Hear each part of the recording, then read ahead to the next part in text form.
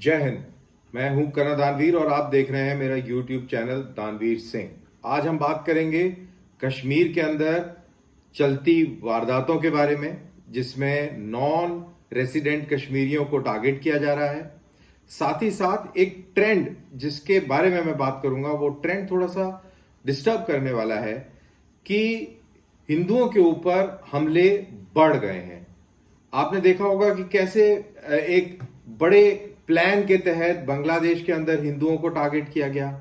कैसे आप देख रहे हैं कि हिंदुओं को टारगेट बंगाल में किया जा रहा है, असम में किया जा रहा है, आपके आपके सिंबल्स को केरला में टारगेट किया जा रहा है, महाराष्ट्र के अंदर हिंदुओं को टारगेट किया गया, पालघर का इंसिडेंट अगर आपको याद हो, और हाल ही में दिल्ली में सिंगू बॉर्डर पे एक निर्मम तरीके से जिस तरीके से हत्या की गई, एक वो भी वाकया सामने आया। वो बात और है कि सिंगू बॉर्डर पे जो मारने वाले थे वो सिख थे और जिसको मारा गया वो भी एक सिख था।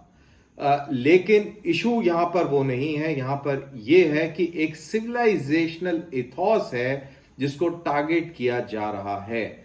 और ये जो टारगेटिंग है वो इंडिया तक महदूद नहीं है या सब कॉन्टिनेंट तक महदूद नहीं है। ये पेरिस के अंदर भी देखा गया कि एक पेट्रियाटिक सिख के ऊपर कुछ सिखों ने हमला किया और उसको भी चोटें आई हैं। तो इस तरीके की एक्टिविटी में एकदम से इजाफा हुआ है। तो क्या कारण है, इसके ऊपर भी बात करेंगे। लेकिन जो पॉइंट है जो बिल्कुल फोकस में आ जाता है वो है कश्मीर के अंदर लगातार नॉन रेसिडेंट कश्मीरियों को टारगेट करना। और ये सब ज्यादातर यूपी और बिहार के गरीब लेबरर्स हैं। कोई गोलगप्पे बेच रहा है तो कोई दिहाड़ी मजदूरी कर रहा है, उनको टारगेट किया जा रहा है। इसमें जो श्रीनगर के मेयर हैं जुनैद मट्टू, मैं उनकी बड़ी तारीफ करूंगा। वो बहुत जोर शोर से भलाई के काम में लगे हुए हैं और वही एक आदमी है जो मेरे को लगता है कि ट्रू पेट्रियट है।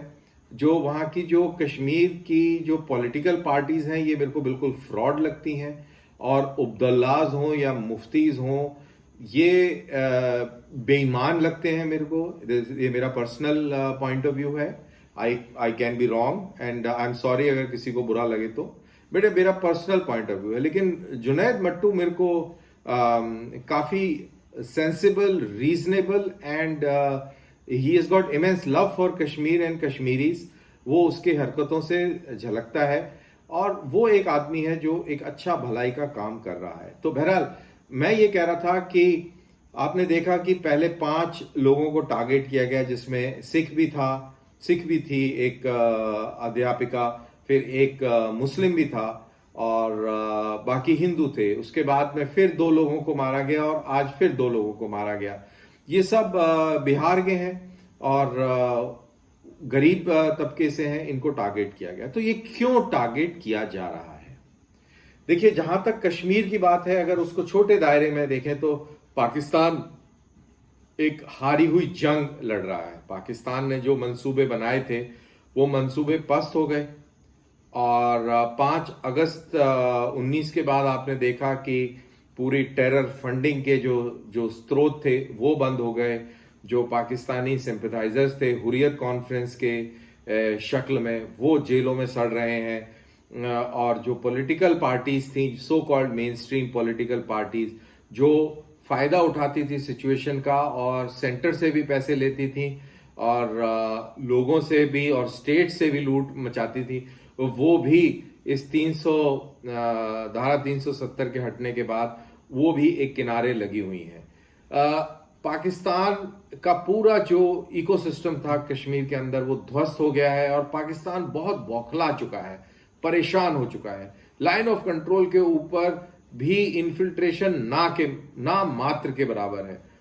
100% तो इन्फिल्ट्रेशन कभी रुक नहीं सकती, लेकिन जैसे पहले 100 की तादाद में लोग हर महीने आते थे, जाते थे और बहुत ही आसान था लाइन ऑफ कंट्रोल को क्रॉस करके और कश्मीर में आना और कश्मीर से वापस पाकिस्तान में चले जाना, वो अब मुमकिन नहीं है। तो पाकिस्तान घबराया है, परेशान है और पाकिस्तान को ये इजी टारगेट सिलेक्ट करके और दहशत फैलाने में उसको ज्यादा ठीक लग रहा है। इसके अंदर खर्चा भी कोई नहीं है। जो टेररिस्ट सिंपथाइजर्स हैं, सेपरेटिस्ट हैं, उनकी आइडियोलॉजी को सोशल मीडिया पे आइडेंटिफाई करें, उसके बाद में उनको कांटेक्ट करें। कांटेक्ट करने के बाद में एक चाइनीज नॉर्नी को पिस्टल दे दें, 5-6 उसमें राउंड दे दें और कमरे के अंदर ही उसको ट्रेन कर दें। बेसिकली इतना ट्रेन कर दें कि वो जाके एक लेबरर को पीछे से 1 या 2 गोली चला सके। वो कोई भी चला सकता है, इसमें कोई ज्यादा बड़ी ट्रेनिंग की जरूरत नहीं है। और ज्यादा हुआ तो उसको 1 या 2 हैंड ग्रेनेड दे दिया जाए। वो हैंड ग्रेनेड भी चलाना कोई मुश्किल काम नहीं है, इसके लिए कोई बहुत भारी ट्रेनिंग की आवश्यकता नहीं है। तो लो कॉस्ट है और इफेक्ट उसका बहुत मैनीफोल्ड है। आप एक दहशत का एक माहौल सा पैदा करने में कामयाब होते हैं। आपने देखा कि कैसे इस साल 15 अगस्त के टाइम बुरहान वानी के फादर तक ने इंडिया के झंडे को सलूट किया और उसके जश्न में शामिल हुआ। तो ये एक बदलाव कश्मीर के अंदर हो रहा था जिसको देख के पाकिस्तान कतई खुश नहीं था। तो इसलिए ये कार्रवाई आपने देखी, लेकिन इसको एक और नजरिए से भी देखिए। थोड़ा सा मैं क्या बोलूंगा कि एक आशंका होती है, घबराहट होती है जब आप एक पैटर्न देखते हैं। पैटर्न क्या है? आप देखिए कि महाराष्ट्र में पालघर में एक साधु को पीट पीट के मार दिया जाता है। आपने देखा केरला के अंदर एक हिंदू मंदिर को कैसे सरकार अपने कब्जे में ले लेती है। कौन सी सरकार है? ये लेफ्ट सरकार है जिसके अंदर बहुत भारी इस्लामिस्ट सपोर्ट भी मौजूद है। फिर आपने देखा कि कैसे बंगाल में पोस्ट पोल के बाद कैसे हिंदुओं को टारगेट किया गया और मेरे ख्याल से 1947 के बाद पहली बार हुआ होगा कि हिंदुओं को अपना घर छोड़कर जाना पड़ा। इस्लामिस्ट प्रोपेगेंडा बंगाल में चरम पे। और उसके बाद आपने ये भी देखा कि लखीमपुर की घटना हुई, ये बड़ी दुखद घटना हुई। लेकिन लखीमपुर की घटना अभी शांत नहीं हुई थी कि आपने देखा कि छत्तीसगढ़ में एक दुर्गा पूजा के एक प्रोसेशन में कैसे एक गाड़ी जो है रौंदती हुई श्रद्धालुओं को चली गई। तो ये भी बेसिकली एक आइसोलेटेड तो मैं नहीं कहूंगा, बट बिल्कुल इस पैटर्न में फिट होने वाला एक वाकया है।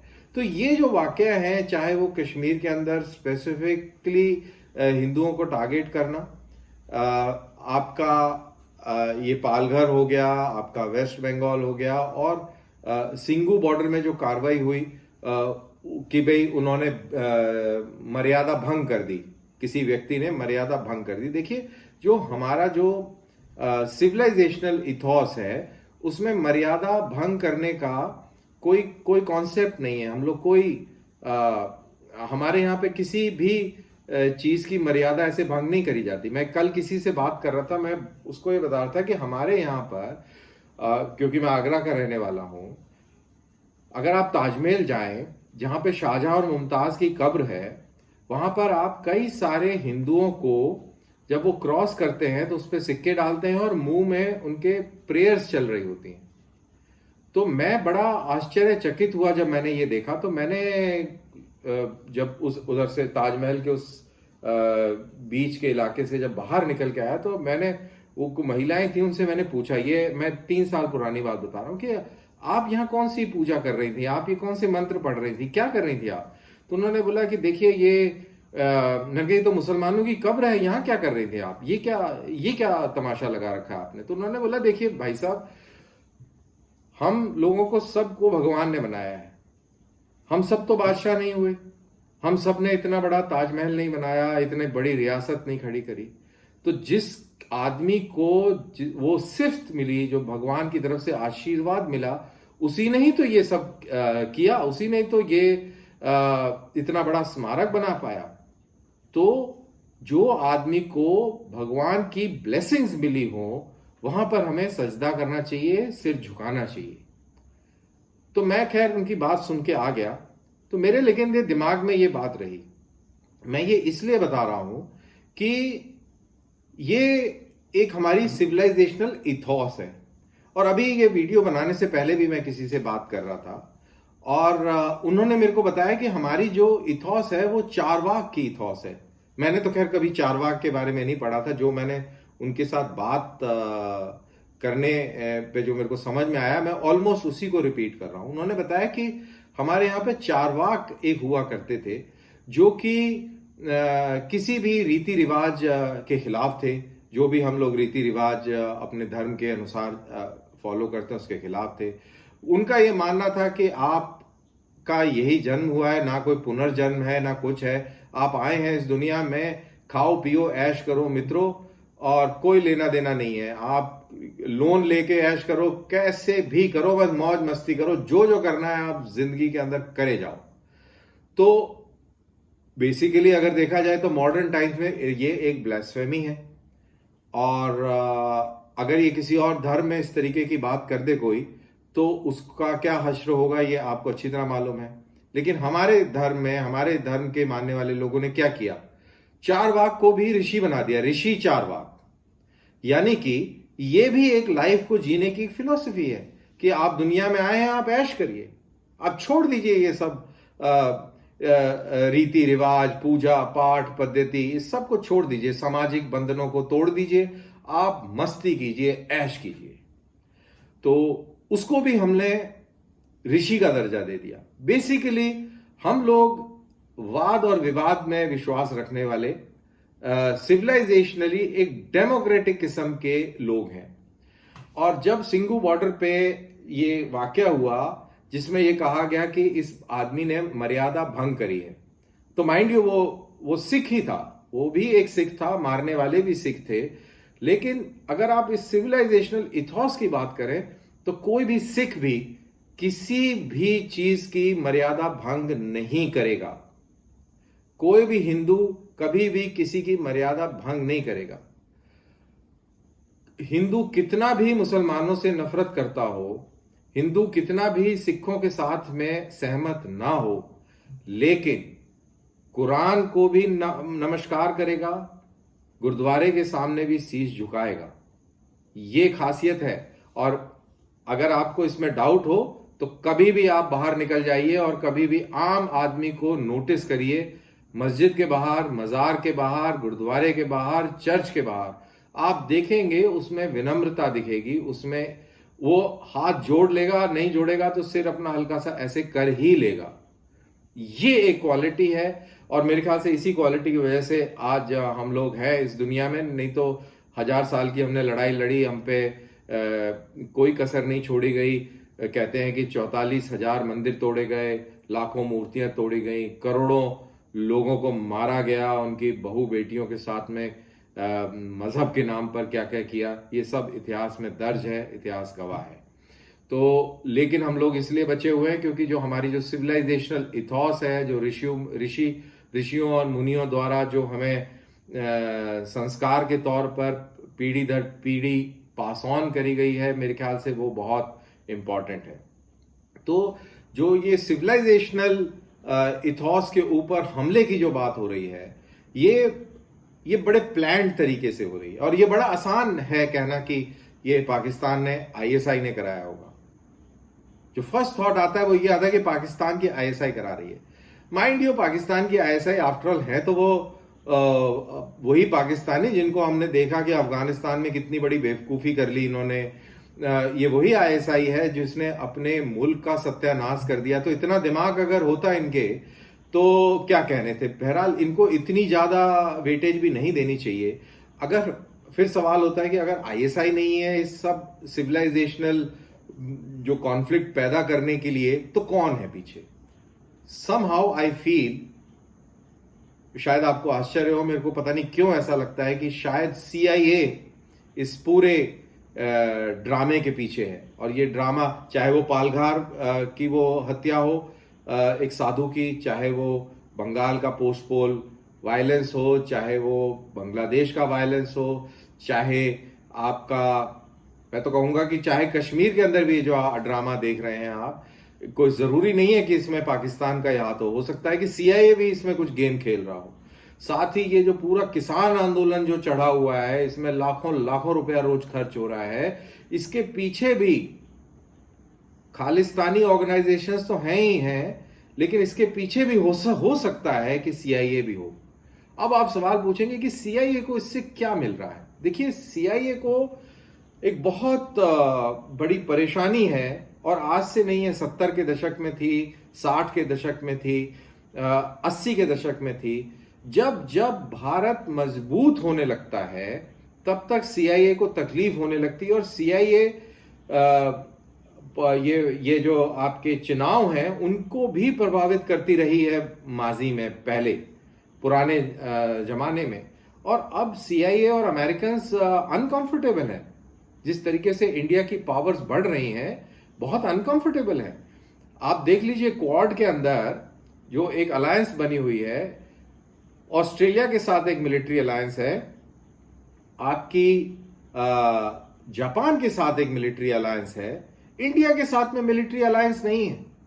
हमने कोई अलायंस नहीं करी अमेरिकन के साथ में, और अभी भी हम अपनी स्ट्रेटेजिक ऑटोनॉमी बरकरार रखे हुए हैं। हम रशिया से S-400 भी ले रहे हैं, जबकि हमको कितना थ्रेटन भी किया गया है काटसा एग्रीमेंट के तहत। तो कुछ रीजंस हैं जो कि अमेरिकन बिल्कुल खुश नहीं है कि इंडिया पावरफुल हो रहा है। और माइंड यू, इतने साल पाकिस्तान को पाला पोसा है अमेरिकन ने, वो इसलिए नहीं किया है कि उसको बहुत बड़ा स्ट्रेटेजिक फायदा अमेरिकन को अदरवाइज हो रहा था पाकिस्तान से। उसका कारण ही इंडिया रहा है। इंडिया सेंट्रिक है। इंडिया को कंट्रोल में रखने के लिए, चेक में रखने के लिए, ये पाकिस्तान नाम का एक नासूर हमारे साथ में खड़ा कर दिया है, जो हमको कॉन्स्टेंटली प्रिक करता रहता है, तकलीफ देता रहता है, जिससे हम उससे चेक में रहें। और यही गेम चाइनीज भी खेल रहे हैं। वो भी पाकिस्तान को इसलिए प्रॉप करते हैं क्योंकि वो एंटी इंडिया या एंटी इंडिया एक वैक्सीन के तौर पे समझते हैं। क्योंकि इंडिया जिस तरीके से ग्रो कर रहा है, चाहे वो इकोनॉमिकली हो, चाहे वो और किसी क्षेत्र में हो, रक्षा में हो, स्पेस में हो, एजुकेशन में हो, मेडिकल साइंसेज में हो, एग्रीकल्चर के अंदर हो, ये लोगों को पसंद नहीं आ रहा है। इसीलिए मुझे लगता है कि जो सिविलाइजेशनल जो इशू है उसको टारगेट करने में सीआईए, चाइनीज की intelligence agency and of course our friendly ISI. तो आज का ये वीडियो बस यहीं तक। मुझे दीजिए इजाजत। आपको पसंद आया होगा तो प्लीज शेयर कीजिएगा। थैंक्स फॉर लिसनिंग एंड जय हिंद।